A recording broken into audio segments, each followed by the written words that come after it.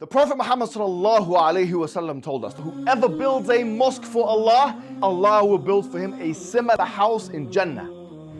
And we know the great reward that will not only be gained, but rather will fill your grave after your death.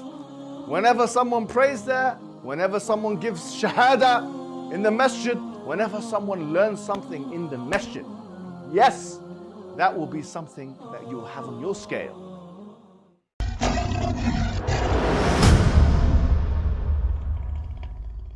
Assalamu alaikum wa rahmatullahi wa barakatuh. How are you guys doing? Welcome to another podcast of the MH podcast, and I'm here with a very good friend of mine, a man who I have been, I would say, honored and privileged, to be with in terms of the Azhar. We were doing a lot of the studies together before the examinations. Al-Azhar, by the way, for those who don't know, actually, 𝙗𝙤𝙤𝙤𝙤. Shall I call you Sheikh 𝙗𝙤𝙤𝙤 now? I don't know. You're taking those titles. Tell us what Al-Azhar is, for those people who don't even know what it is. Bismillahirrahmanirrahim. Alhamdulillah, wassalatu wassalamu ala rasulillah wa ala 𝙗𝙪𝙞𝙤𝙬 ajma'in. Jazakallah khairan for having me on. Of course. Reciprocated. Mohammed Hijab, very good friend, a student, alhamdulillah. And yeah, we shared this journey together. This challenging, 4 years. tough 4-year journey. And I think while we were doing it, we were like, there were moments of stress, there were moments of intense, like, are we going to get through this? Right? Oh my God, yeah. Proper. And we've had our ups and downs, and alhamdulillah, bifadlillah, we managed to get through one piece with our sanity intact. Absolutely. But yeah, I mean, it's always been a dream of mine, maybe yours as well, yeah, to study an institution of such caliber. What is Al-Azhar? Al-Azhar is an institution that was founded in the Fatimid era, so it has a long history. And by the Shia. By the, through time, it's evolved and it has produced throughout time, great scholars and luminaries. Yeah. And is actually, in fact, older than Oxford. Older than at Cambridge as well. It's probably one of the oldest universities in the world, isn't it? In the world, and that just kind of is a statement and a proof of the civilization that we reached. Yeah, we're providing those institutions. And also, like, you could argue it's the most impressive Islamic. For a long period of time. How about now? Would you say it's the top one now? I think now it's got a reputation of not being as what it used to be. Sure. It's kind of declined in its quality, but I think many institutions have. Many institutions do over time, and I think that's a number of factors: political, social, and even economical. But I still think the curriculum we studied, at least, we're going to go through that. And it was good. But before we do that, I want to show you something. So people might not know that we've done this before. I mean, if you remember, this man has already been seen by millions of people. Maybe they don't remember who he is, but he was the man who was there when I was wrestling 𝙗𝙤𝙤𝙤𝙤. And there was a particular thing that you did that afterwards I looked at it and I was thinking, this is a very very unusual thing. As you can see here now, I'm trying to sprawl, and he's got his double underhooks there, and there you are, sticking your hand out, helping him. I've been exposed. Because had that hand not been there, I would have sprawled and, Maybe could have taken down, could have got the points. Actually, that was a fun day, wasn't it? Really because good. It was sporadic that, that we decided to wrestle this guy. In fact, we had an exam on the day. We done the exam on the same day. We had an exam on the same day. We were on road. And then we had a little nap. Yeah. And then after we had the nap, I said, you know what will be an interesting idea? Wrestling 𝙗𝙤𝙤𝙤𝙤 for charity or something like that. Yes, I remember. It was so spontaneous. It was. Good memory, good time. It was fun. It was. And I think I took a kick to the rib by either you or Hamza. I got a side kick. I remember. I'm happy to hit me in the head. Maybe I wouldn't have graduated. Actually, mashallah, you got your black belt in Brazilian Jiu-Jitsu as well. And you were managing that with the Azhar. I think... so this is a good point about obviously we're in a time we're very busy. You're more busy than me. But I was juggling full-time work, obviously doing the jiu-jitsu. I was aiming towards my black belt, doing this degree. I was also doing a master's degree as well. So there was a lot of things I had to juggle, obviously family as well. So it's all about time prioritization, time management. And we had this chunking system where we said we're going to call each other at a certain time, and say for example like a month or two before the exam, we'd have something like a routine. That these are the days I'm going to call you. We'd put it in each other's diaries, and we'd spend like 2-3 hours on the phone sometimes together. 1 to 3 hours, I would say, as an average. And we'd go through some of the syllabus and some of the past papers. I found that actually really, really helpful, to be honest. It's a good strategy. Yeah, definitely a good strategy. I think because some of the topics they're so vast and there's so much, depth and breadth that we have to kind of be strategic with the way we study and be surgical. And I think that's what we've done. We isolated a few core topics that definitely we thought. It was really, now that I'm thinking about it, it was really stressful, bro. It was. The exams, because you got like 10 examinations in each season, and there was 20 examinations a year. And when I think about that, bro, like they were not easy. Some of the modules were really, really difficult. They were difficult, and they went into quite a lot of detail. And we can cover some of the subjects we covered. Yeah, but it was a broad range of subjects. Yeah, let's do that then. Show us, tell the guys like how this happened. Yeah, and I think we can go through after. If anyone's interested in signing up, we can kind of explain how that works and stuff. The process. But I mean, we covered various topics. So we studied, for example, obviously fiqh, from salah, tahara, all the way down to punishments and stuff. Punishments that you should be given. Sarf, grammar, balagha. We done tafsir. We studied the history of the khulafa, mahara lughawiyya, sociology, obviously the Qur'an, hadith, usul of Qur'an, usul of fiqh. We studied obviously linguistics, Islamic economics. That was an interesting one. Very interesting. Ethics, Orientalism. We covered Orientalism. They had good modules for that stuff. Very good modules. Research methods. They We even philosophy. studied computers. So IT or something. There was a module on even IT. had to use Excel, PowerPoint. Cloud. It was very. What they're trying to do, I think, Al-Azhar here is they're trying to create an all-rounded, whatever it is, sheikh or whatever it is at the end of the program. So what's the point of being, so well versed in fiqh and whatever, and you don't even know how to turn on the computer and use an Excel sheet or something. 100%. And I mean, some good Sufism. We done Aqidah, theology. Yeah. And that was good. I think all that stuff was really good. I mean, what did you enjoy the most from it, would you say? I like to put myself in positions, and I think you're the same, where you're under kind of a bit of stress that forces you to grow. It really did put us under stress, didn't it? It really was a lot of stress, wasn't it? And it filled the gaps for me, definitely. Because obviously we're in our 30s, we've studied. Since, and we were saying this, we've studied since we were young. But this was good because of the breadth of topics. We covered a lot of our gaps. In Sirah and a lot of the history and stuff like that. And just going back to the point about managing the time, and I think this is quite important. I want to just phrase this: is we want to be people of amal. And people of amal, because there's in the Qur'an in Arabic, there's fi'l, there's amal, there's sun'. There's different words for actions, but we want to be the people of amal. And what is amal? So amal is a consistent body of work over a period of time, and it has in it the ideas of knowledge, the ideas of intentionality. So وَبَشِّرِ الَّذِينَ آمَنُوا وَعَمِلُوا الصَّالِحَاتِ. Allah subhanahu wa ta'ala wants us to do actions not just once, but over a long period of time, continuously do the good deeds. And also with intentionality and purpose. When Allah subhanahu wa ta'ala is describing the jinn that built for Sulaiman, يَصْنَعُونَ لَهُ مَا يَشَاءُ مِنْ مَحَارِبَ وَتَمَاثِيلَ وَجِفَانٍ. They were building him, palaces and statues. And the verb used was يَعْمَلُونَ, because you need planning, you need structure. To build a statue takes a long effort and work and resources and planning and stuff like that. Versus fi'l. Fi'l tend to be described in the Quran as a one-off action or a very swift action.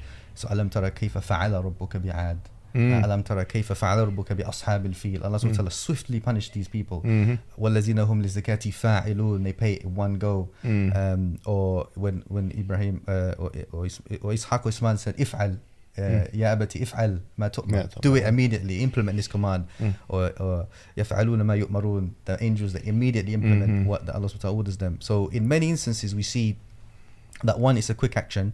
When Musa Islam accidentally killed the person, فَعَلْتَ فَعْلَتَكَ الَّتِي فَعَلْتَ. It was but this one also shows not only was it one strike, it was unintentional. So there wasn't intentionality behind it. And what's interesting is also, just to add to finish this point off, is in the Quran, Allah says, كِرَامًا كَاتِبِينَ يَعْلَمُونَ مَا تَفْعَلُونَ. And this means that all of your actions are captured. not just the ones you intend, also the ones you don't intend, like breathing, everything, all your metadata, if you like. And so I guess the point I'm trying to make is we should be people of action, have long-term planning and vision, and not just to build. So practically, how would that look like? So how would someone, if someone's listening to you now, maybe they're doing their A-levels, maybe they're doing their GCSEs, maybe they're doing like you were doing, or your undergraduate degree or master, maybe they're not doing any of that, and instead maybe they're working for part-time or full-time, and they want to have some kind of like sila, some kind of connection with Islamic studies. They want to get better at that stuff. They want to understand the deen much more. What would be the things that you would advise them? Very good question. And because it doesn't have to be Al-Azhar, does it? No. Yeah. No. Yeah, of course, 100%. Any connection to knowledge, especially now in the time we live in, where there's so much misinformation, there's quite a lot of ignorance. More than ever, Muslims need to learn and go back to the deen and start learning. And then Imam Shafi'i rahimahullah, he makes a very beautiful poem that summarizes this. It says, "Man lam yadhuq murra ta'allumi sa'atan tajarra'a dhull al-jahli tula hayatih wa man fatahu at-ta'limu waqta shababih fakabbir alayhi arba'a li wafatih." So he says, whosoever doesn't taste the bitterness of studying even for an hour, he will gulp, he will guzzle, he will choke down the humiliation of ignorance for the rest of his life. And whosoever passes him in his youth the opportunity to learn, then pray the janazah prayer for him, for he's a dead man. And it's very true, because if you're ignorant and you don't know, it's like the pain might as well be dead. Pain of discipline is better than the pain of regret, basically. 100%. And so to tack on to your point, it's very important, imperative for every Muslim to try at some capacity to learn. At whatever level, obviously it doesn't have to be advanced level, it could be even basic starting. Okay, let's do that. So someone who's listening to this now and he says, look, I just want to start from the basics. Where do I start? What would you recommend for them? It's a good question. I think firstly I always prioritize Arabic, because I believe that Arabic is the language. Once you have access to the Arabic, you have access to all of the sciences. And the deeper your understanding of the Arabic languages, the more deeper you'll appreciate. Would you say that the Arabic modules in Al-Azhar were some of the most difficult ones? They were tough. And the thing is, if you noticed with Al-Azhar, it was progressive. So it started off from the beginning, all the way down to Alfiya level, the fourth year. Yeah. So it took us from the basics to the advanced. But I'd say, start with the Arabic language just to how. So now they're listening. They're saying, fine, I'm for it. But I want to know, what do I do exactly? How do I start with the Arabic language? What resources do I tap into? But what is my first step exactly? Like right now, after I finish this podcast, what do I do? Perfect, very good question. I think when we started learning Arabic, and I started learning Arabic, more than 10 years ago, there weren't very many resources. We had to go to university. We had to actually, fly to a country like Egypt or Syria, and then actually learn with a teacher. And that is still valid. But I think now we live in a time where there's so many resources, there's books, there's so many videos now, there's tutorials online. You've got local teachers, madaris, you've got maktabas. They're all teaching Arabic now. It's so popular, and we've got our own little institute that we've got. Maybe we'll put it in the description. Yes, it's called Critical Content. Bismillah. And we've got a very good Arabic curriculum. You've got Bayna. Yeah. Which is Noman Ali Khan's one as well, which is another resource that is kind of incremental and starts from a certain position. And there are online, if you want something completely free, I think there are people that are going through a book called Al-Arabiya Bayna Yadayk, which is like, there are some, it's a good book to go through. There's Al-Kitab Al-Asasi. Yeah, that's the one. That one, and you've done that as well. Yeah. For some reason though, from the second to the third book is pretty steep learning curve, isn't it? Yeah, it is. You got the Medina books, but to be honest, some people say, okay, well, the Medina books, right? In my opinion, bro, tell me what you think of this. This whole grammar translation model, where we use like a grammar heavy approach to learning any kind of language. I don't necessarily think that's how language should be learned. So you get a lot of people that know sarf very well, know nahu very well, but they can't speak, and they can't read, and they can't write, and the four skills, reading, writing, speaking, and listening, they don't have those skills. I feel like that's an unnatural way of learning a language. And I'm not saying that there is no place for grammar, but I feel like if someone starts with vocabulary, basic sentences, and combines the grammar translation model with the communicative approach. Like, let me give an example. Like, you've done the CELTA before? Have you done the CELTA? Yeah. So the CELTA, for those who don't know, is like a teaching English as a foreign language course that's run by the University of Cambridge, actually. But they do it in other centers and stuff like that. And it's usually like 1 month course if it's done full time, or 3 months if you do it part time. And I think the heart of their philosophy is the communicative approach. So they, in order to teach people English language, they'll have this approach whereby, you know, they'll try and get the person to speak. They'll try and get them to do more work, and they reduce what they refer to as teacher talking time, TTT. So you got to reduce, like, the more you talk as a language teacher, the worse it is for this person to learn the language. And to be honest, after having done that course myself some years ago, I can't remember exactly when, it was a 3 month, I did it in part-time. I found that this was, in many ways, more, I think it was better than a lot of the models that you've got out there for language learning, bro. It's one of the best ways to learn language, the communicative approach. So, for example, if someone can get their hands on someone living in Syria, or someone living in Egypt, or someone living in those kind of countries, and they can just speak to that person about a topic using limited, first, obviously that person has to teach them the words and stuff, and then just speak a little bit, 20 to 30 minutes, 3 or 4 times a week. The learning, it will be such more such an exponential learning curve compared to if somebody were to do the Medina books and just do the Medina books. What do you think of this philosophy? Yeah, I think definitely inclined to agree. Yeah. And language is designed like that. It's naturally, that's how children learn. Yes, they, exactly. they literally just listen, and they try to speak very basic and communicate. When they want something, they'll say the word they want, and over time they start recognizing patterns, and that for them is the grammar being embedded, and they're learning. They're not actually learning the rules. It's just over time they're recognizing the pattern that, anytime I want something, I use this structure, this syntax, and therefore it's effective, it's functional, because it gets me what I want. So definitely agree on that front. I think there needs to be more, but I guess it depends on the goal of the student. Does the student want to learn how to speak? And I think that's a noble goal, and I think it's very important, because one of the ways that we as an ummah can unify is through a language. Like if you look at Russia, China, America, these are huge countries with vast populations. And one of the things that binds them and makes ruling over them easy is the fact that they have one language. Whereas we kind of lack that. Like we're a huge ummah, but we kind of speak different languages. So if you were to pick one language to choose to unify us, it makes sense to pick Arabic. I think no one would really dispute and say, you're being ethnically, you're being racist. Like, or maybe Arabic choose English at this stage of this level of colonization that we've got happening to us. If we want to maintain the status quo, no problem. But I think it's definitely good. You speak to your kids in Arabic at home, isn't it? I try to 100%. Yeah. I try to. And have you found that works with them?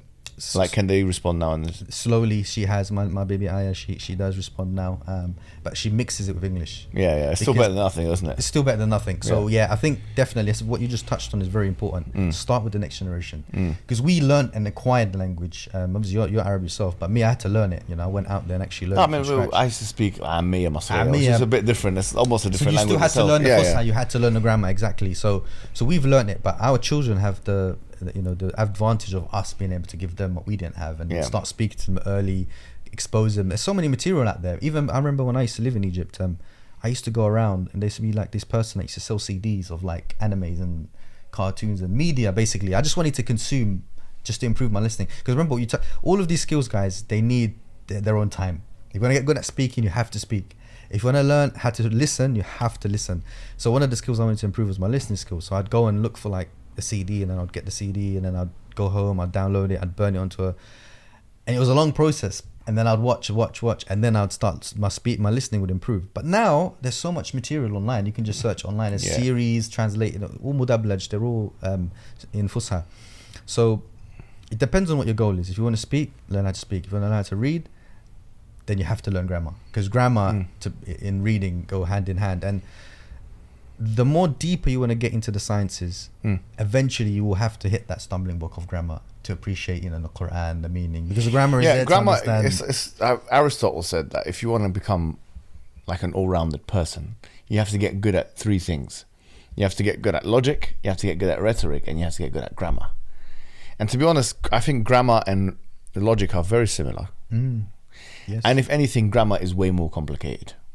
If anything, like, you know, I think grammar has way more depth than logic, to be honest.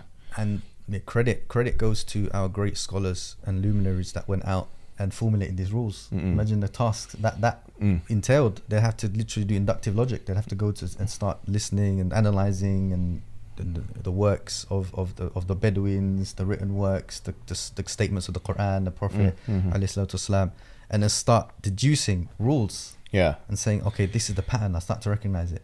All in the hopes of transmitting it and passing it on to the next generation of A'jamis, right? And Islam spread, it became a necessity. And this is a very good point about how our great scholars in the past, they adapted to the need of the time. So they saw that we're spreading and people are, you know, they're in need of this language. So how do we teach it to them in the most effective way? And there you go. The rules started formulating and then growing and evolving until we've reached now. And I think this is a very, a very amazing, attitude or attribute that our great scholars had in the past. They weren't just mere transmitters. They weren't just parrots. They weren't like, follow this curriculum, there you go, bismillah, you're done. It's they're sticking to tradition, but they're thinking of creative ways in a curious manner of how they can enhance it, make it better. So for example, in grammar, if we stick with grammar, obviously there were people that came out and made the rules, but then over time you had people like Ibn Malik who came and said, okay, let me make 1,000 lines of poetry that encapsulate all of this grammar rules. And it's an excellent medium because poetry was like their media of the time. That was the thing that they entertained, and that was the thing that they studied and they liked to listen to. Let me make it in that format. Genius, if you think about it. And it wasn't just in grammar space, it was in many spaces. Like Imam Bukhari rahimahullah, hadith was everywhere, but he came along and he was like, why don't I make a criteria, a strict criteria, and compile all the sound hadiths? Again, he's not deviating from tradition. He's still, if anything, he's reinforcing it, but he's doing it in a very creative way. And then there you go, you got Sahih Bukhari, and then that led to Muslim and the other books. Same with fiqh. You've got the Quran, the hadith, the traditions, but then you took great minds to come along and categorize them, classify them, make abwab out of them, and then again passing it on. And I think we're at the stage where we're unfortunately kind of just consuming and just parroting, whereas we kind of do in our time need to think of ways how we can pass that knowledge. So let's go back to the basic person, lay person, working person watching this from home, or let's say the educated person. People that are watching this are educated. They have some level of education. They want to know more about Islam. So you've mentioned Arabic. So we said, okay, you've got all these resources, online resources. Maybe you can go to your madrasa, maybe you can go to your masjid. They have their own. See what's going on around you. Okay, so they've got like a weekly schedule for learning Arabic because they realize that Fusha Arabic, the classical Arabic, is the key to all Islamic sciences. Fine. What else would you say? Would you suggest?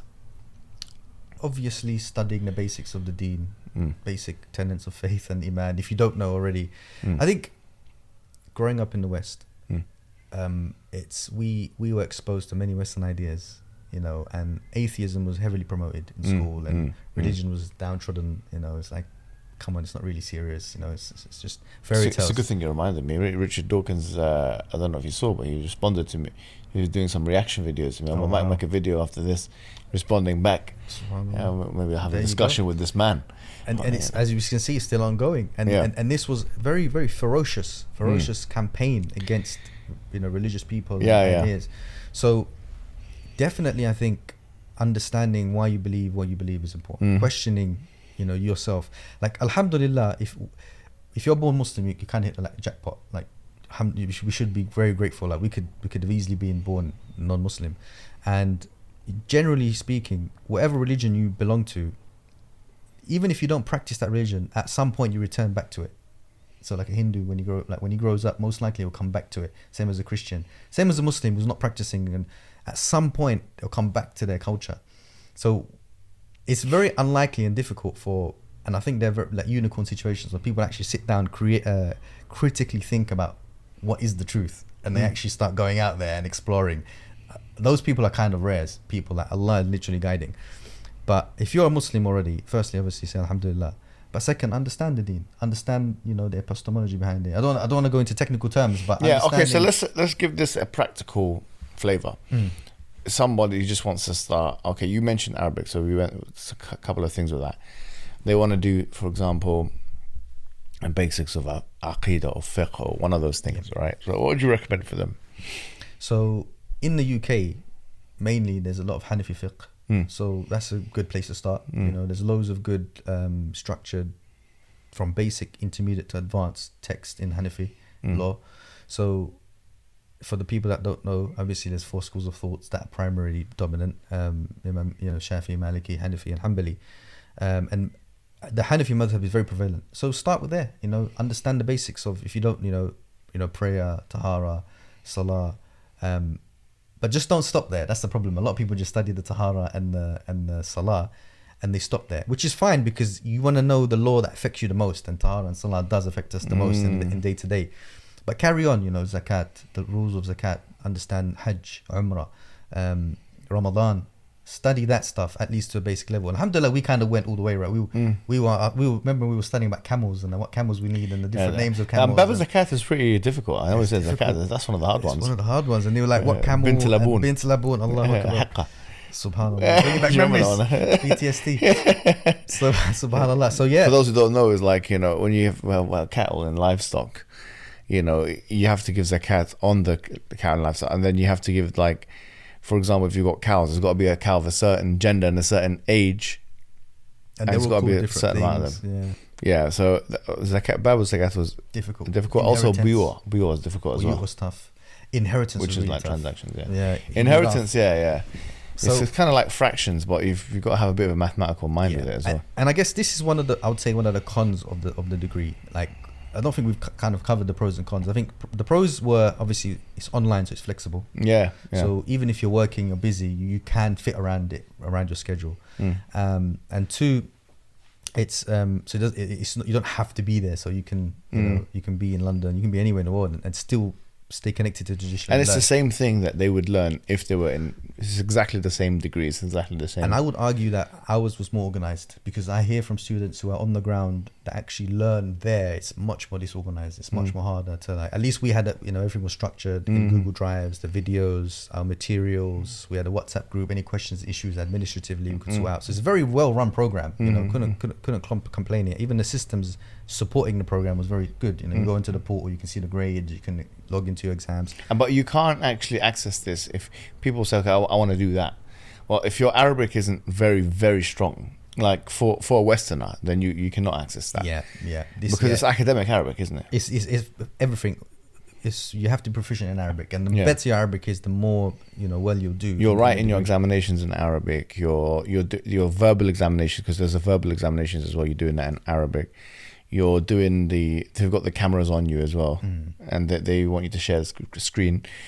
And you're writing like essays in Arabic. You're doing your homework in Arabic. You're doing everything in Arabic. So that's why we mentioned in the beginning, if you want to get to a certain level where you can actually explore these things, then you have to not master, but you have to be fluent in Arabic. That's the fact. Yeah, 100%. And while we're on this topic, we give them a quick 5 minutes of how the program works in terms of. So anyone who's interested and who believes that they have reached a level of proficiency in the Arabic language where they can confidently do the exam, it doesn't have to be perfect, but just enough to be able to read, listen, speak, and write.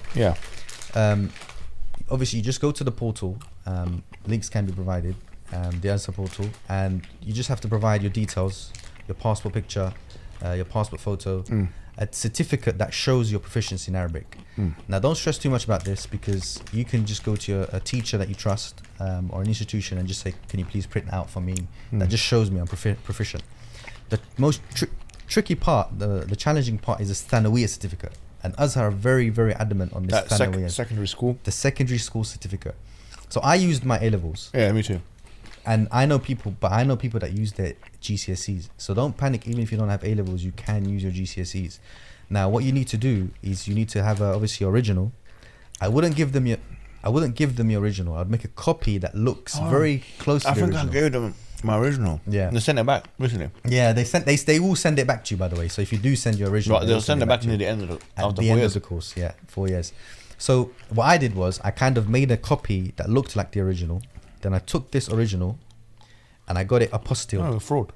and so I made a copy and then I got the apostille, the lawyer stamp that says this is a true likeness of this certificate. And then I translated this document into Arabic. Yeah.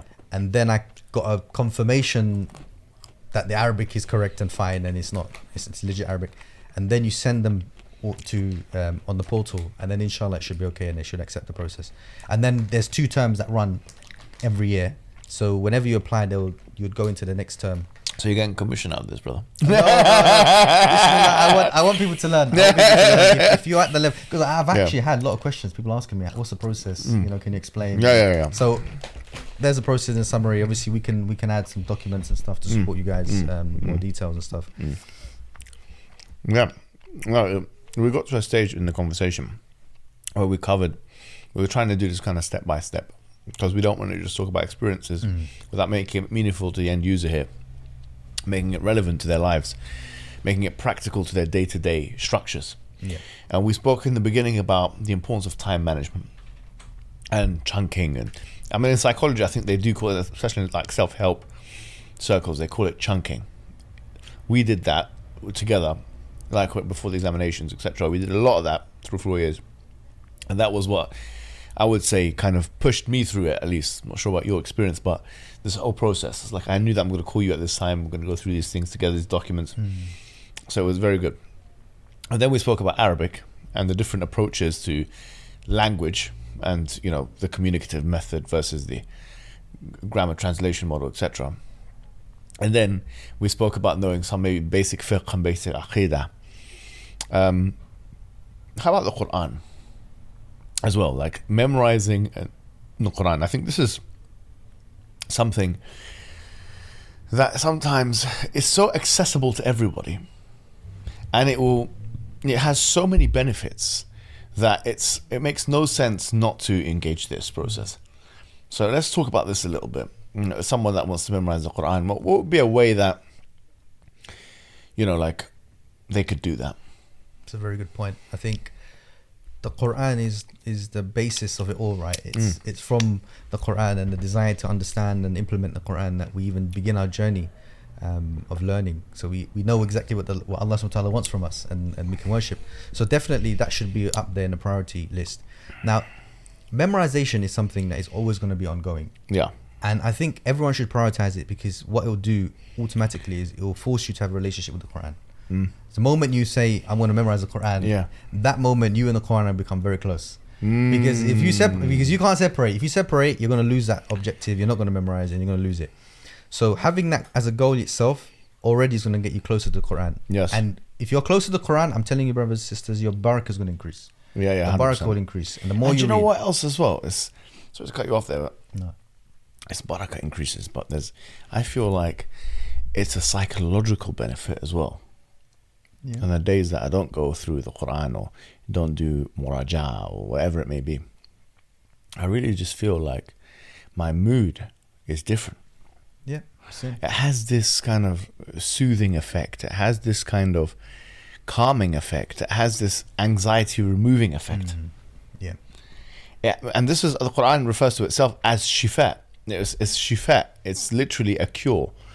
And it can be a physical cure, it can be a psychological cure, and it's definitely a spiritual cure. So it's a cure in all these ways. And the beautiful thing about memorizing the Qur'an is that it doesn't matter whether you memorize it or not, to be honest, in that sense. It's more about the process itself. And that's why the Prophet ﷺ mentioned hadith that says, لا أقول ألف لا ميم حرف ولكن ألف حرف ولام حرف وميم حرف وللحسنة عشرة أمثالها. And for each one good deed, is multiplied by 10. So the thing is, if you've got 77,000 words of the Qur'an, or you're holding a section, for example, a juz', and you're going through all these words, each letter that you're getting, so many rewards. Like if it was like a game, if it was like a games console, and you could see the amount of rewards you're getting from the Qur'an, you wouldn't want to stop doing it, because you get so many rewards from it. So it's a no-brainer, really, to be honest. Just have 15 to 20 to 30 minutes a day, like minimum, where you're just going through the Qur'an. It's an absolute, that could be one of the most staple things you do, and one of the most spiritually important things you do in the entire day. 100%. I mean, if you have nothing else but the Qur'an, you're okay. Like, Yeah. if you couldn't get nothing done in a day and you read at least a page of the Qur'an, I think your good day was good. It was a good day. Because I know we get busy. We do get busy. I mean, it's not easy. But if you can just fit that in somehow, even just a page, you'll feel the difference. As you said, you feel content. You feel, at peace. And if you think about what you're reading as well, because don't forget the Quran is a guidance. I mean, people don't really. We're learning Arabic and we're learning, Nahw and Sarf and Balagha and all of this stuff. We're learning all tafsir. The bottom line is these are ulum al-alam. A lot of them are. I mean, we're trying to really the instrumental knowledge to understand what the Quran is saying. We're trying to understand what Allah is trying to communicate to us, because it's guidance. That's the bottom line. So if it's guidance and we're trying to understand how Allah wants us to live our lives, how He wants us to transact with the world, how interact with people around us, then we're extracting great benefit from the Quran. It's not just like, oh, we're doing it as a spiritual routine, or we're doing it as some kind of an exercise for memorization, which is a benefit, like Ibn Jazari mentions, لَيْسَ بَيْنَهُ وَبَيْنَ تَرْكِهِ إِلَّا رِيَاضَةُ امْرِئٍ بِفَكِّهِ. There's nothing, like basically saying that in a much more poetic and better way, but I'm just summarizing, is you've got to keep practicing. You use it or you'll lose it, kind of thing, basically. You'll use it or you'll lose it, which is memorization of Quran, etc. And the Prophet ﷺ told us that it's ashad taflitan. It's like more fleeing than a camel, etc. if you don't use it. So there's all that kind of thing about memorization, which is important as well. But there is, I think, the answers to our questions, as cliche as this may sound, are found in the Quran. I've been doing philosophy for many years now. Yeah, I've gone through some of the great thinkers of the West, the great thinkers of the East. We've gone through it together. We've done philosophy in Al-Azhar. They have like modules which were interesting, and it was good. It was good quality modules. The history of philosophy and all this kind of stuff. But nevertheless, the Greek philosophy module, that was interesting as well. You taught me. He taught me a lot about that. It's the only one that I almost got 100% in the examination. That was good. Yeah, you knew his stuff. But I mean, like, when you go through that and you realize, okay, what is philosophy? Philosophy is essentially like, the love of wisdom. That's what the word means. Sophia. Philo means the love of, and Sophia is wisdom. There's nothing wiser than the Quran.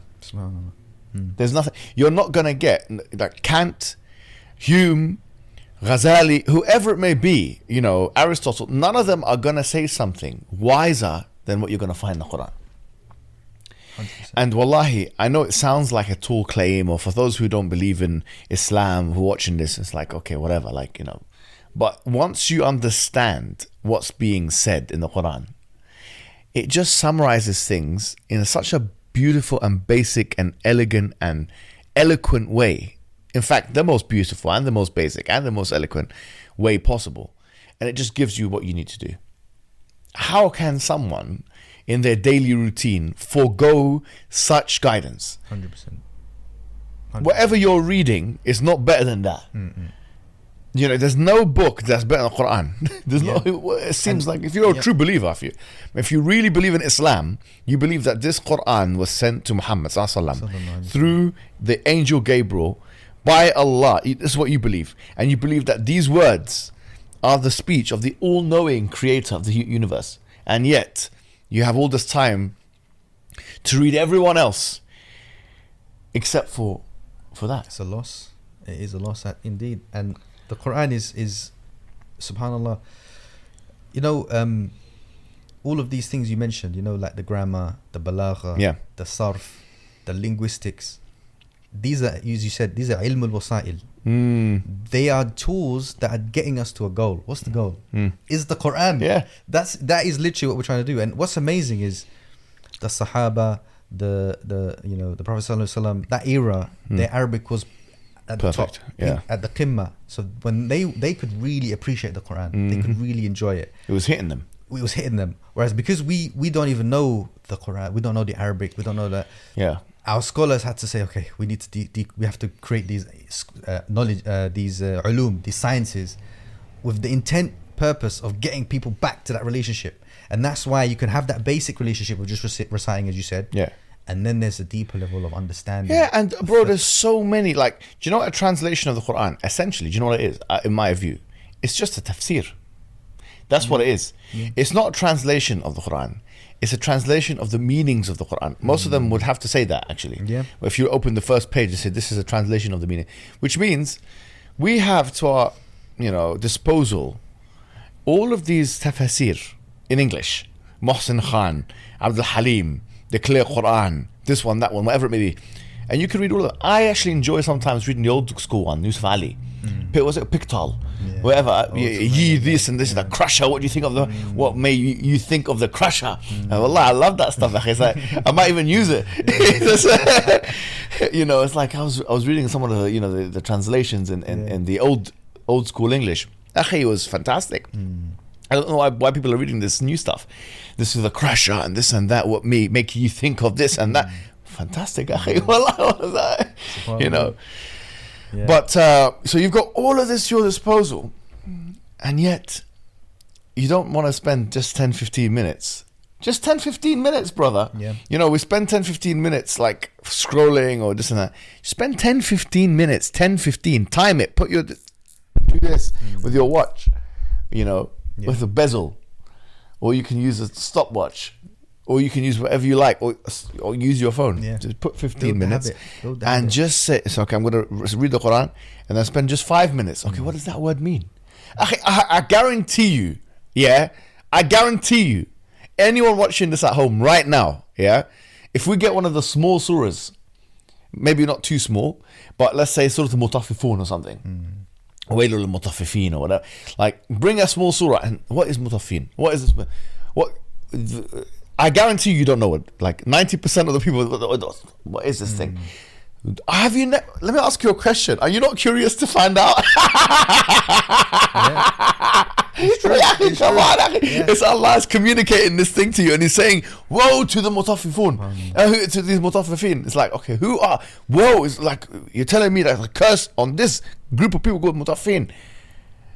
And if you put a gun to the head of 90% of the people in the ummah, and this is just amma, they'll say, I don't know what the mutaffifin is. You get shot and get killed.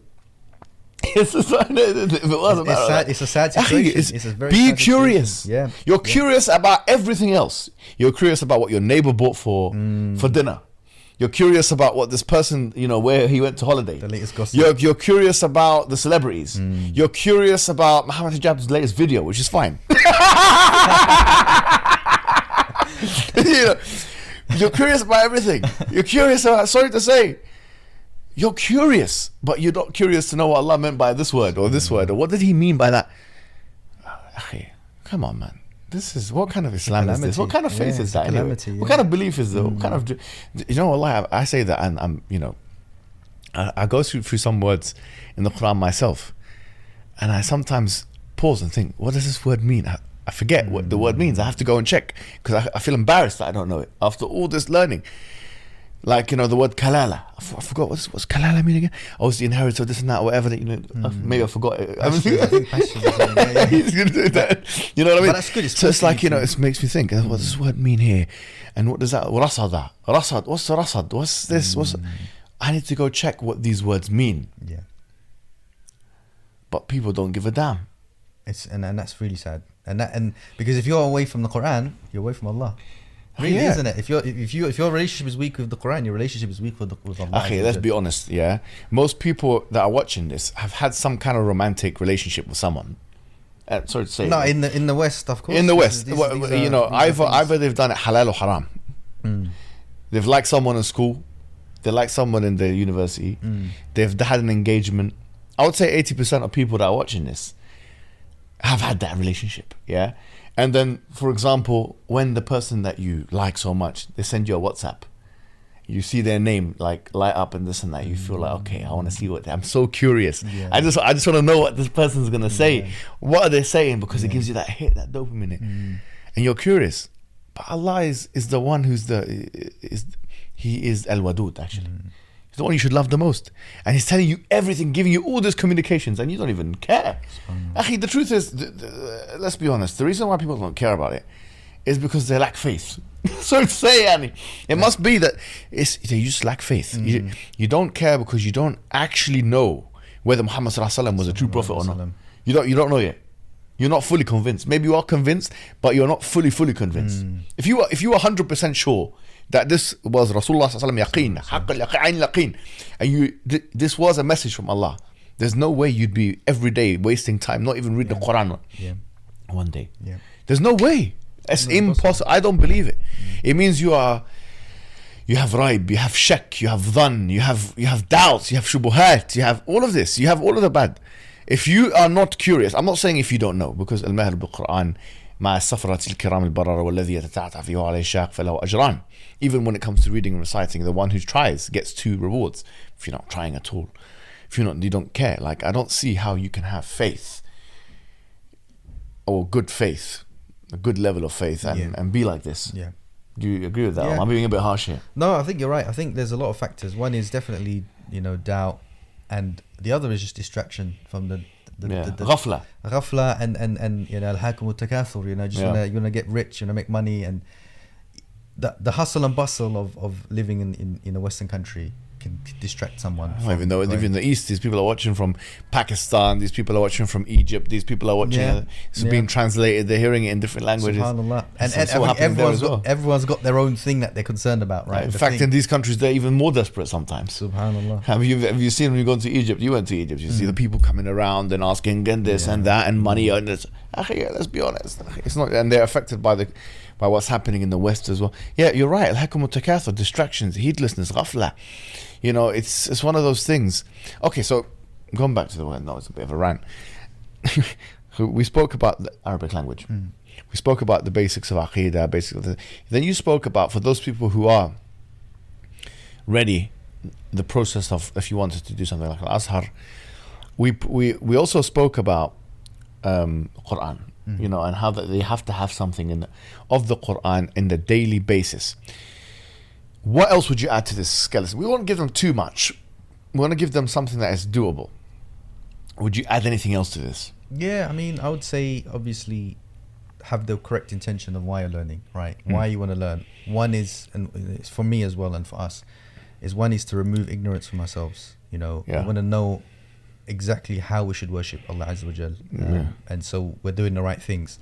So having that clear understanding, and 2 is to help your family as well, and to save them from ignorance. 100%. And the 3 is to be a service to your community, and then to do the da'wah, and solve the many burning issues and problems that the ummah is facing today, that, as we alluded to, the solutions for which are in the Qur'an, whether it be philosophical, economical, political, whatever problems you're having. I'm telling you, Islam will have an answer for it.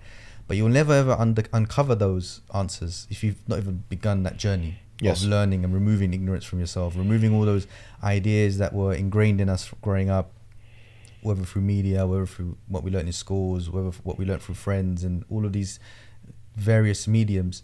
We need to unchain from all of that. And this is the starting point, is the knowledge, is going back to the Qur'an and Sunnah. And so everyone has to have a purpose, a role.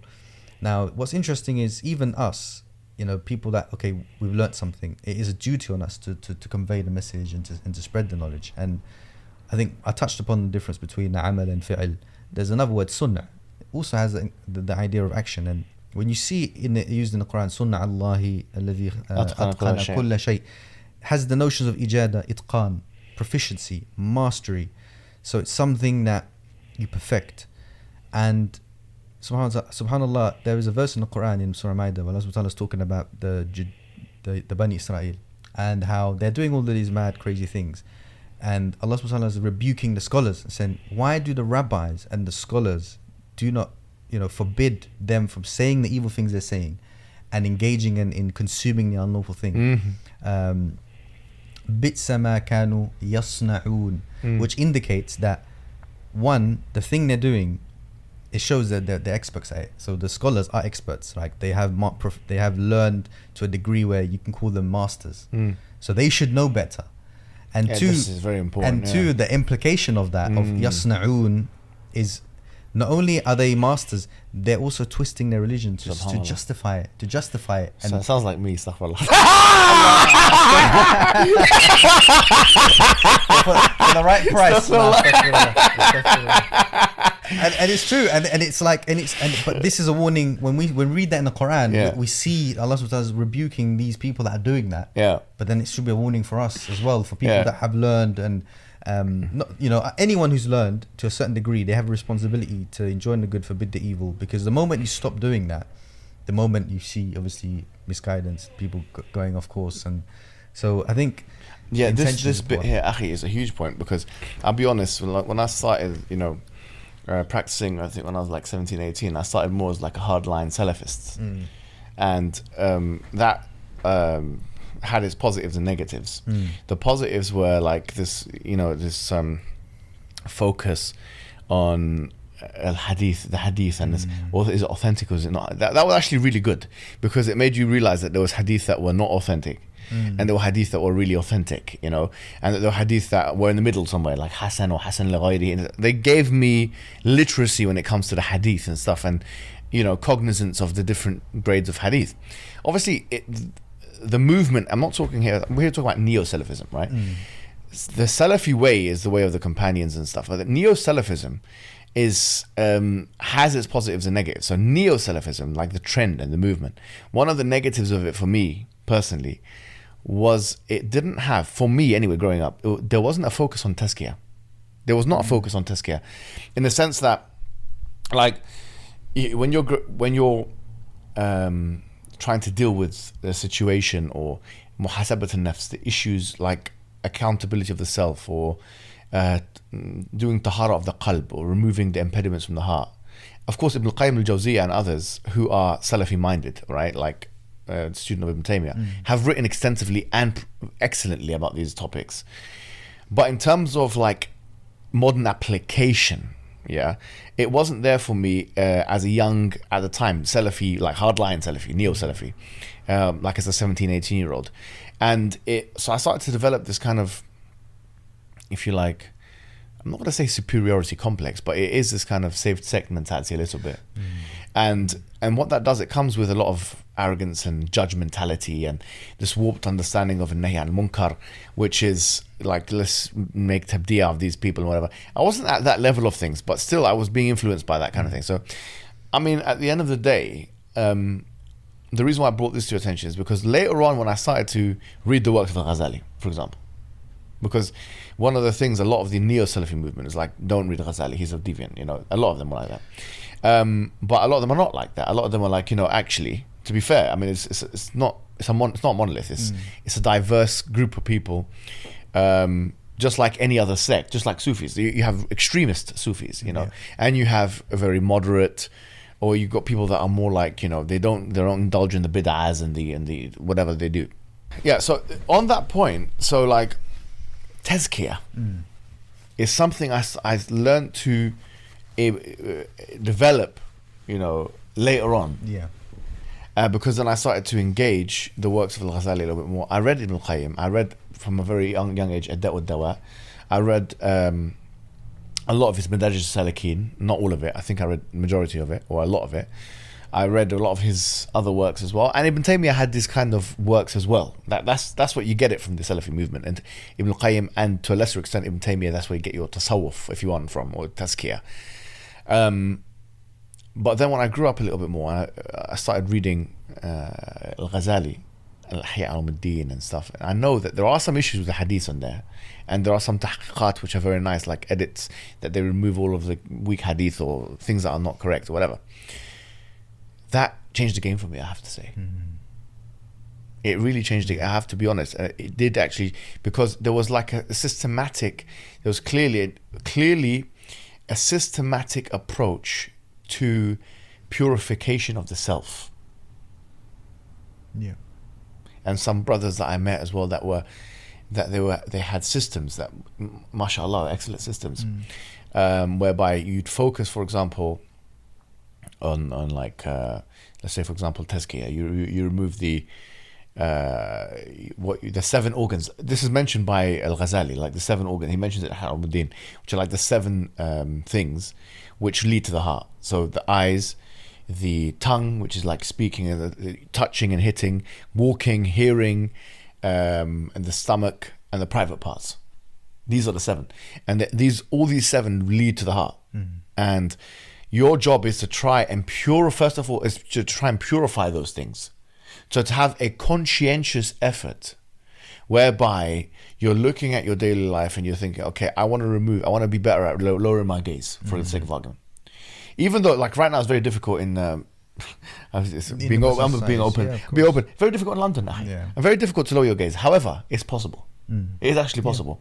There's a way of doing it. It's like, and to be honest, those who don't lower their gaze, especially Muslims who don't lower their gaze, there's an issue. I'm not saying I'm perfect at this. I'm definitely not. Yeah, but I'm saying that those who do it in a certain depraved way, it doesn't come across as classy. I mean, they look at the woman and the woman looks at them and she's almost like scoffing at them and arrogant, like, you know, why are you looking at me? I would never even think of you anyway. So it's almost like an ego element. Like, why would you give her that power over you to do? That's a different issue. The point I'm making is that if you think about purification, so I'm going to spend 30 to 40 days or 50 days or 2 months or whatever it may be, just looking every day how good am I at lowering my gaze. So then you start to become conscious. Because actually, if you're not like that, in living in London, there's no way. There's all types of shapes, all kinds of colors, sorry to say, sorry to put it this way, you know. But everyone says, like, you know, your eyes are going to be everywhere. So unless you put something on yourself, then that's number one. Number two is what you say. So, like, for example, if you're some Muslims, men and women, they've got pot mouth, they're swearing all the time. Some of them do it in front of their kids. They got their kids there and they say, F you and this and that and S this and S word. Actually, this is like, sorry, it doesn't show refined behavior. And I'm not saying I'm the bastion of this myself. I don't swear like that, to be honest. Nevertheless, if you have that problem, then why not spend 30 or 40 or 50 days just looking at what you say? Some people backbite with what they say. Some people, they keep attacking their brothers or sisters and say jealous things or whatever it may be. Or some people, they drink or eat wrong things, you know, and so on and so forth with the 7 things that go to the heart. And then the amrad al-qalb is like a next level up. So you look at, and that's what Al-Ghazali mentions in some of his books, like 𝙗𝙪𝙞𝙀. And so some of the things like, okay, so jealousy and hiqd and resentment and all of these things, hubb al-dunya and shahwa and all of that, there has to be a program whereby you're looking at these things bit by bit. Actually, Benjamin Franklin, I was reading a book about people's biography, and like their daily lives. I forget the name of it, the book, but I read the whole thing. And one of the most interesting ones, it was like getting all the successful people. This guy got all the successful people. I can get you the name of the book. And he was like, these are their daily routines, yeah? Benjamin Franklin has a very interesting daily routine. He said, every week I'm going to focus on a different virtue. Like, for example, 1 week I'm going to focus just on generosity. Wow. 1 week because he wanted to add this to his software, if you like, you know. He's adding new layer to his software. If you want to be a virtuous person, if you want to be a person that's free from impediment, then you have to work like this. You have to work. It's difficult to suck out all the things I'm going to do it all at once. You have a conscientious, like, accountability type effort. And that's what I was missing in my hardline neo-Salafi days. But then when I realized the world is bigger than that, and also that there are books and publications that were so transformative, so excellent, and then you start putting it in a daily routine. And I want to maybe end everything with a bit of discussion about daily routine, because I think this is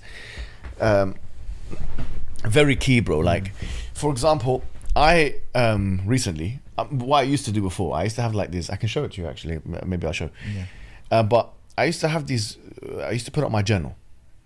So I have my journal, right? And then I just, like, in a week I have to do this, 1, 2, 3, 4, 5, 6, up to 10 things.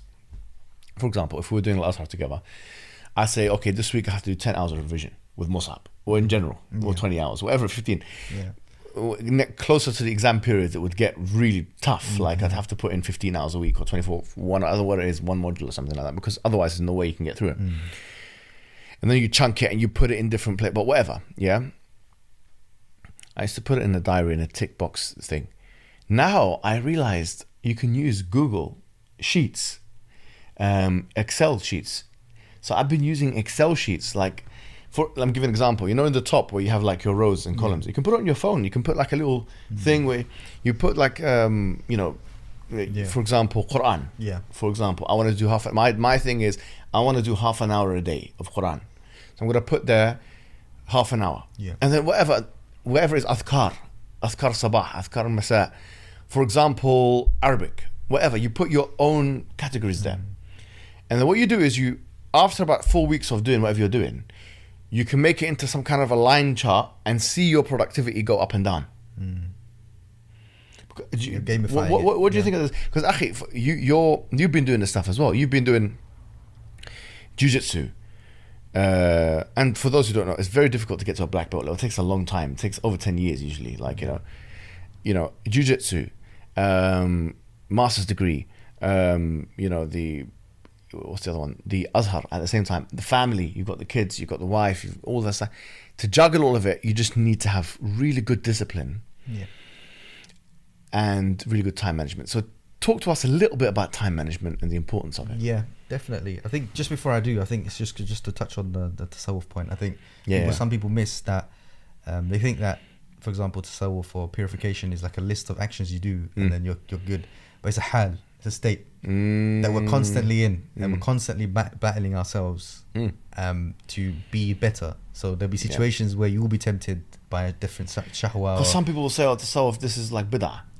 But we're not talking about the bid'ah elements. Yeah, we're not talking about purification. Spinning around and dancing. We're saying literally, that, and everyone can relate to this. You will have situations, guys, where you're put in a position where you will feel your heart and your inside, in internal. At some moment, you'll feel jealousy for someone. At some moment, you'll feel anger towards someone. At some moment, you'll feel envy towards someone. You are going to feel these emotions. So you have to ask yourself, how can I remediate and address this now? Because there's nothing wrong with it, because Allah made us like this.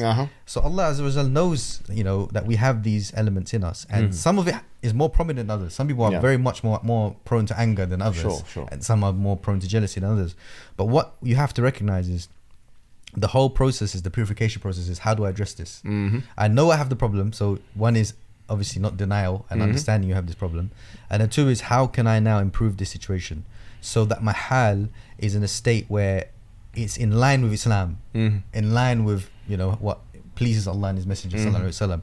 So, and we know, don't get angry, don't be jealous for your brother. So there's, tactics that even, the Sahaba used, like Umar bin Khattab, every time, they felt jealousy or envy, they would make dua for the person, say, no, Allah, increase that person. So you're counteracting that natural emotion that anyone will get. If you're not human, you're not going to get these emotions, but we're human, we will get these emotions. So as soon as you feel envy for someone, just feel, Ya Allah, increase them. Because you recognized it and you're remediating it immediately. And the more you do it, inshallah, the more you're refining yourself. And the more older you get, the more easier it will become. Because it's you're hard, when you're younger, you're like a clay. The hormones are there. Your hormones are there. Your influence is you're not very intelligent. You're not very bright.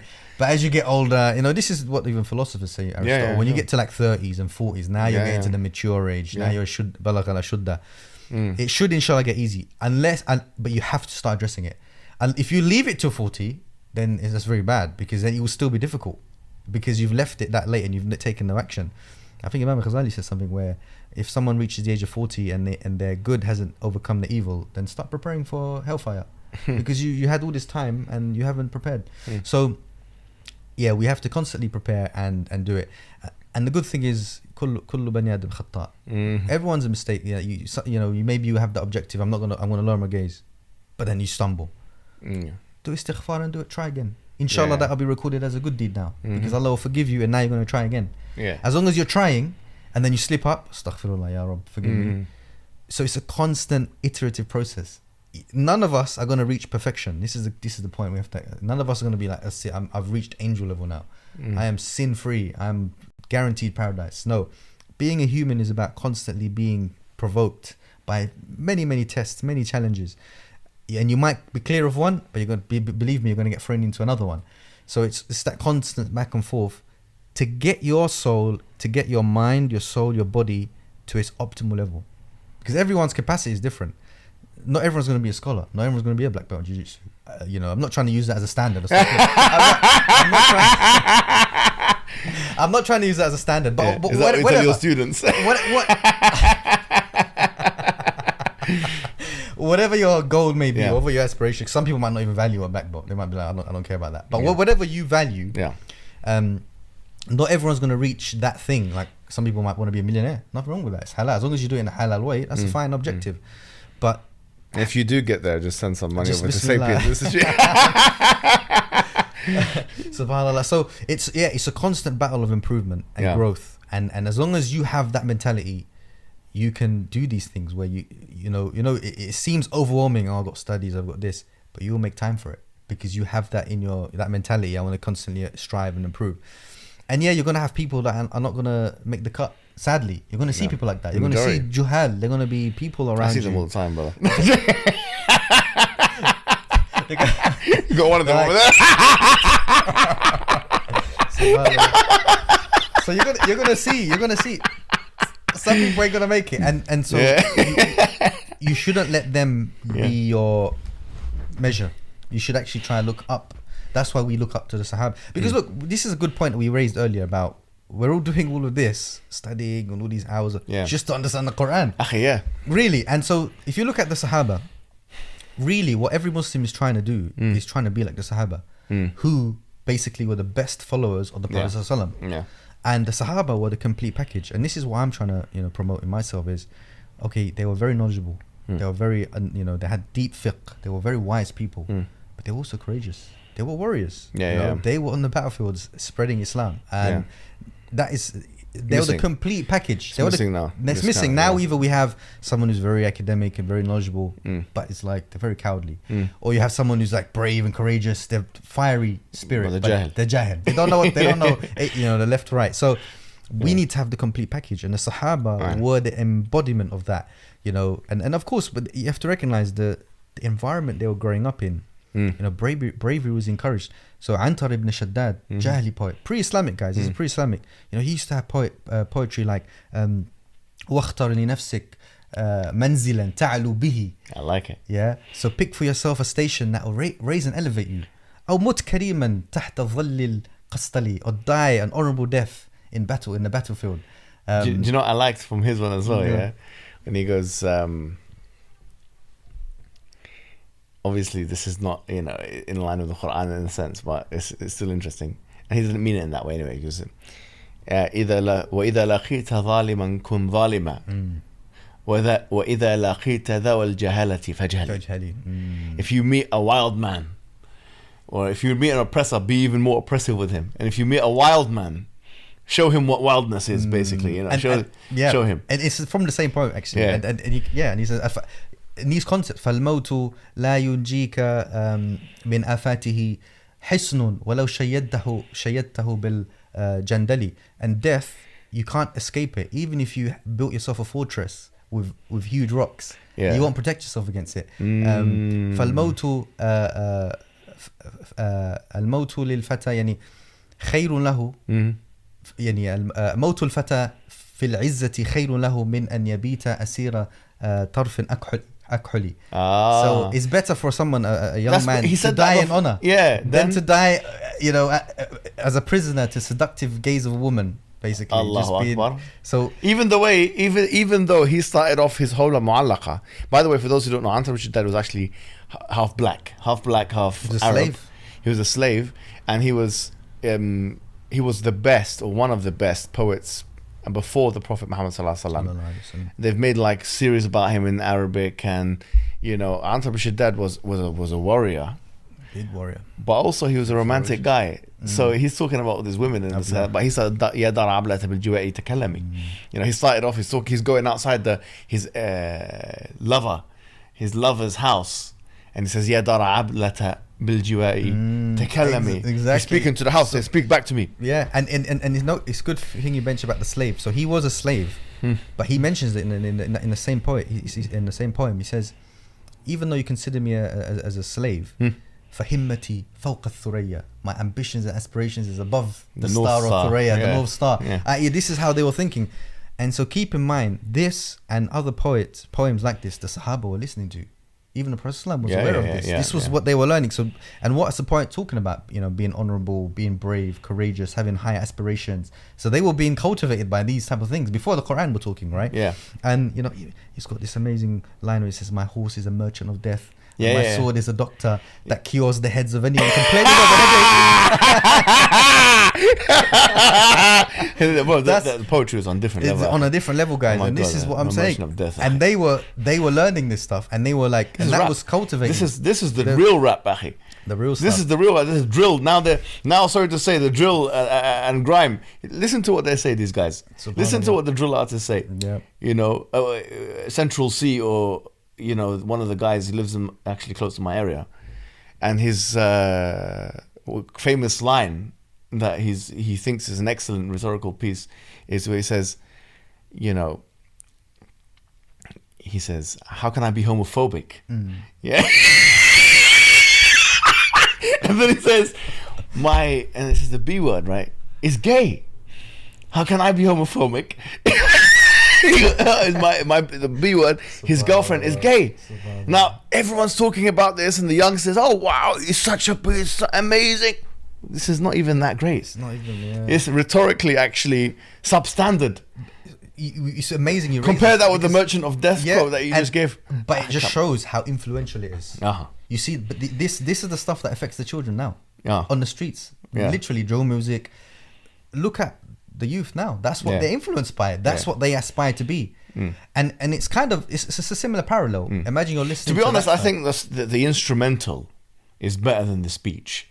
Just you know, whatever the instrumental is, the guy that should be acclaimed in these things is the instrumentalist, because he's making this kind of great beat. But when you listen to what these guys are saying, of little substance, sometimes it can be good rhythmically, like it's good rhythmic, but you know, it's not good rhetorically, bro. No, it's absolutely garbage. And they're not conveying meanings which are like noble or honorable or meaningful. It's gutter, down in the gutter kind of. It's like what you're talking about. And then he's talking about the watches that he's got, for example. You know, don't touch my watch. This and I get. You know, what do you mean? Well, is this all you can talk about? Exactly. Is this all you got? Exactly. And it's sad because that's what's framing the culture and the mentality of the youth. They think that's noble, whereas when you're listening to this type of poetry. Let me tell you something. I went to Japan recently, and I was with one brother, Masjid. He's a very good guy. He's actually in my vlog as well. And one day we went out with a kimono. You know the kimono. It's like the traditional Japanese. And you rent it out. We walk around, and we walk around in Japan with the kimono. Yeah, and then we come back and give back the costume to the shop. Yeah, and we had dinner that day with Sharif and other guys, and he said, you know, it's really interesting. Someone should start a business in the UK where we have the same experience, you know, where some tourists come over, and get dressed. This is good. He goes, and then they can dress up like a roadman for a day.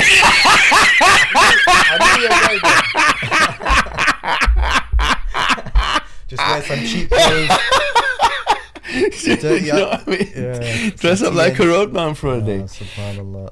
Yeah, but so this is what I'm trying to say. These are the distractions that we've got around us. And what I'm trying to say is that when you have a plan, when you have a goal, when you have a particular, you know, program for yourself and a particular routine, then these distractions become at least you can recognize them as meaningless. These are just like, you know, let them talk, let them rap, whatever. Let these guys do this, let these guys sell that. Let this all happen. I've got my own goals and objectives. Yes. That far nobler, far greater, you know, because nothing is going to be greater than your mission to please Allah. Absolutely. That's a great mission. You know, it's interesting. I saw 𝙈𝙤𝙘𝙀 recently.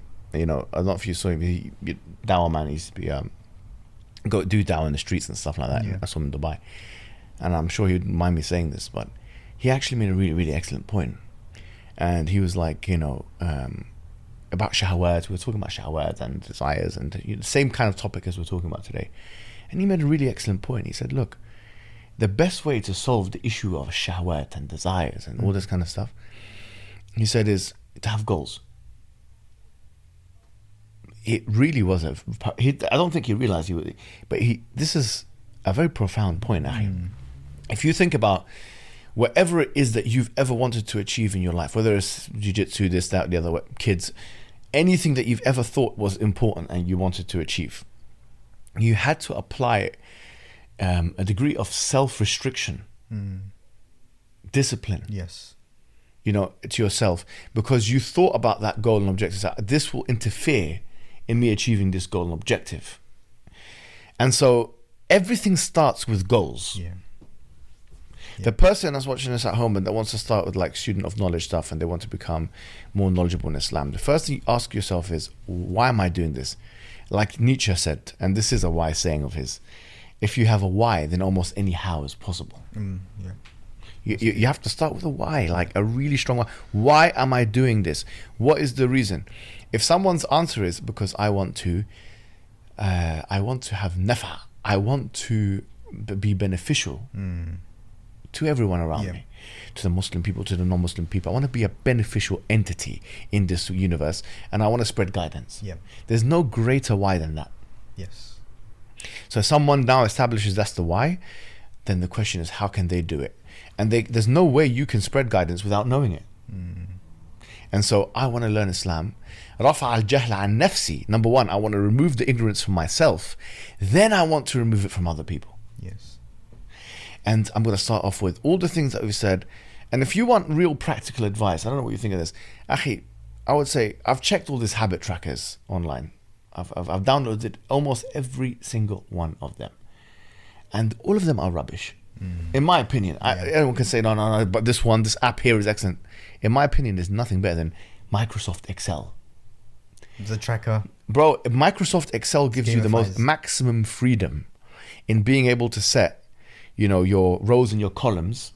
And you can use ChatGPT or one of those other things like Gemini. Ask ChatGPT, these are the categories I want. Give me a formula that I can put in, and ChatGPT, that's its job. It will get you a good formula that you can put in, and then you just track on that, and then you could genuinely, your life can change just by tracking your behavior. Because you start looking at yourself. Actually, look, think of it this way. Imagine someone spends 60 years of their life, 70 years, 80 years living, and because we're living in an age which is different to any age that came before, in the sense that there's way easier access to like technology and the internet and all this scrolling and all this kind of stuff, and they see a pie chart of how they spent their 80 years, and 30 or 40 years are spent scrolling.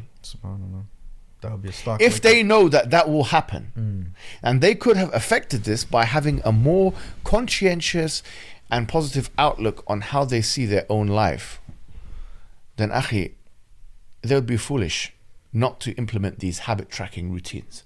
Make a change. You got to make it, like, have a goal.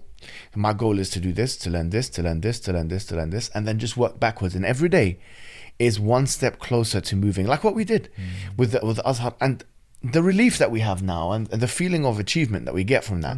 Akhi, to be honest, the feeling of achievement that you get from stuff like that gives you more self-validation than any external party can give you. Would you agree with this? It's true. When you achieve the goal that you set out to, you feel like, wow, subhanallah. Yeah, you don't care. Like, someone can call me ignorant. Like right now, if I go in the street and someone calls me ignorant, I say, okay, thank you for, it's stupid. It's like, at this point, it's calling Usain Bolt slow. You can call me what you want, but I know, like, do you think Usain Bolt has an insecurity about being slow? He doesn't. Because the thing is, you put yourself in a position, where you've validated to yourself and you've tested yourself and you put yourself in a position where you've now proved to yourself that you're at a certain level. Now, once you've achieved this knowledge, this is so important and critical, and you mentioned this, and I think I should also emphasize this point, which is that it's 𝙗𝙤𝙤𝙀 𝙤𝙤. Basically, it's like, I look at people with much less, if you like, knowledge than I have, but they're so much better people than me. Like, in the sense that I can go to one of developing countries, quote unquote, and just see this guy, he knows basics of Islam.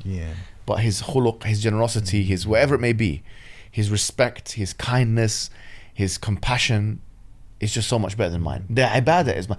So how comes I've done all this time in Azhar, but my ibadah is not all that? How comes I'm not really doing a qiyamul layl? How comes I'm not really doing a tahajjud and this and that? How comes I'm not fasting every other day? How comes I'm rough when I'm dealing with people? It's maybe time that you stop thinking about amassing knowledge, because al-hakum al-takathur can be like that as well. Like amassing knowledge, like stamp collections, and I'm like collecting something, and think about implementing that knowledge on my family members first, my community second, and whoever else after. Totally agree. Yeah, totally agree. I mean, you raised a good point about, when you were mentioning AI as well, about, I think the scholars of the past, this to tack onto the point you made about, they learnt the knowledge, but then they thought of the best ways to propagate it. Right? how can I now make this accessible to the others, whether it's a line of whether I write this in poetic form, whether I create a book that's more structured and easier to understand and digest. But what we don't want to do is become parrots, as you said, just consuming knowledge and information, and we're walking around like donkeys with books on our back. We don't know what to do with it. We've just consumed this knowledge, and it's just information to us. And that's what's they've actually done a study, MIT did a study, where they measured the brain activity of people that use AI, and they found that people that depend too heavily on AI, they have basically cognitive debt build up. So what that basically means is when you outsource your thinking to AI, you don't do the thinking yourself. Another machine is doing it. So it solves a short-term problem, like it answers a question, gets your essay done. But the long-term interest, the debt you have to pay, is that you have lost some ability to think for yourself. That's right, yeah. And it's cognitive atrophy. Where and like it's the same, like I feel like my dad and like my older sisters and stuff, they're so much better at knowing the streets of London because they didn't have sat-nav in their time. It's a very good example. Do you know what I mean? Very good example. And because they used it. It's like a muscle. It's like if I keep lifting something with my arms, my arms will stay strong, muscular. Yeah. The moment I use a tool to do it, and I just sit there, bro, push a it's button, also like watches. atrophy. Like, if you don't, most people now probably don't even know how to tell the time. Like if you get like the average 12, 13 year old, because they're looking at their phone and it's digital, whatever it is, they're using smartwatch. Exactly. If you put this watch on them, they don't even know how to process it. Is it 5? Is it 6? Is it what is it? The smartwatch is making them dumber. Yeah, it's making them. The smartwatch is making them dumber. SubhanAllah. Yeah. And we don't. So whereas, and it's true, and it's the neural connections are being made weaker. Your ability to problem solve has become weaker. Yeah. So, but if you have a strong base, so some of the things we said to the guys, get your Arabic on lock, get some of your basic aqidah and basic fiqh on lock, get a good cognitive baseline. And then use AI to augment that and to drive you forward to the next stage. Yeah. But don't do the opposite where you're just depending on AI and you're just outsourcing all your thinking and ability to it. Therefore just becoming a robot that can't think for themselves. Because we're in dire need now as an ummah to have problem solvers, people that sit down, look at some of these problems that we go through and start figuring out from an Islamic point of view, from the tradition, how we can solve a lot of these problems. And obviously, we as believers, we are 100% confident in Allah Azza wa Jal that yes, we have solutions for these problems from Islam, whether it's poverty, whether it's societal problems, whether it's occupation, whatever it may be, we have answers for this. And that's one of the reasons why we study in the first place. It's not just study for study's sake. It's okay, now I have this knowledge, how do I solve the problem? So, for example, we studied the history of Islamic world, right? We studied from the Prophet ﷺ all the way down to modern times. And someone now might just take that and be like, oh, that's interesting, I now have history. But someone who's quite proactive in thinking will say, okay, actually, from the time of the Prophet ﷺ, after the first 13 years, till very recently, we've had Islamic rule and authority. We've had Islamic rule and authority. And so anyone who studies history, what we've done, we can see a timeline of a constant, then a sudden deviation. And do you know what percentage of our history, because I'm into data and statistics, do you know what percentage of our history has been without Islamic rule? Rounded down, 7%. Oh, really? So 93% of our history of who we are has been under Islamic authority. Now, strong or weak, there's been moments of ups and downs, but generally speaking, we've had a nominal figure that has unified the ummah and has the solution, the political structures to help us. Now, what we're shown, so that will make, so again, we have this data, what do we do with it? There's a deviation.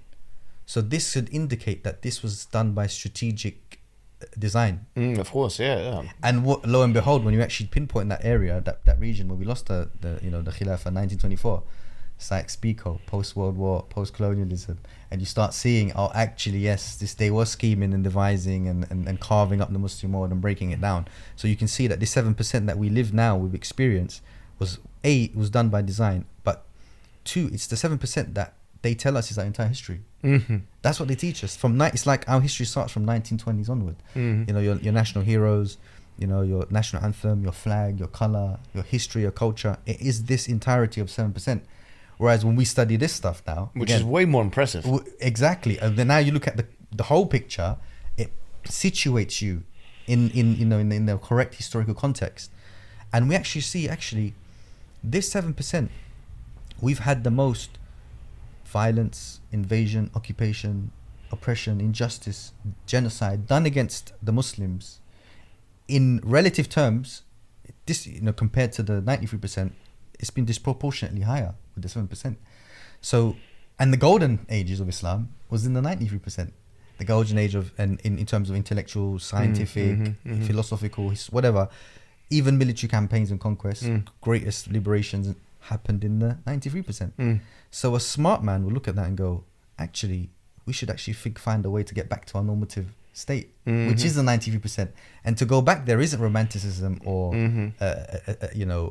fantasy. It's actually normal to get back to the 93%. If anything, a fantasy is to believe that this 7% is going to fix itself. And this is what defines who we are.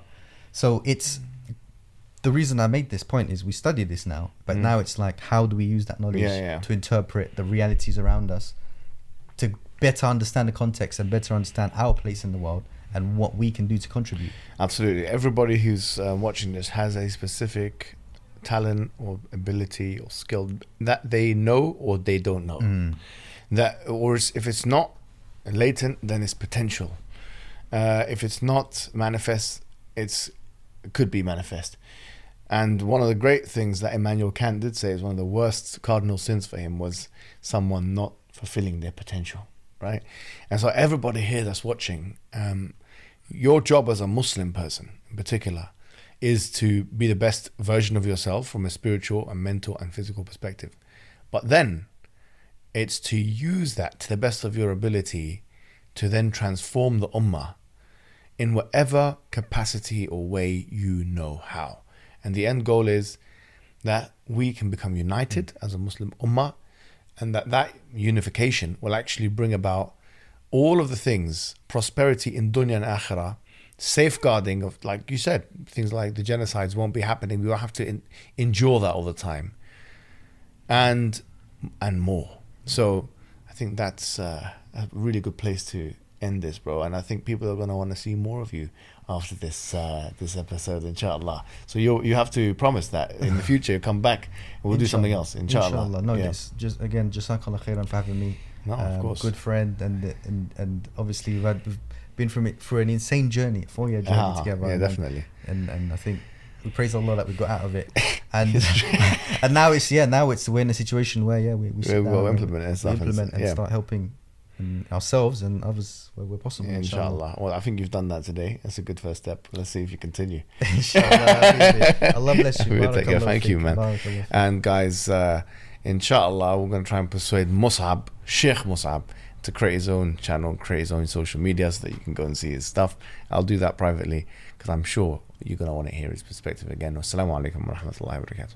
Hey you, are you wasting your time on social media again? Your brothers and sisters in Islam Net from Norway are establishing a masjid, a da'wah center. Establishing a masjid to convey the message of Islam is one of the best deeds a Muslim can do. There's a huge need for it in Norway. You know this and I know this. So that makes the reward even greater.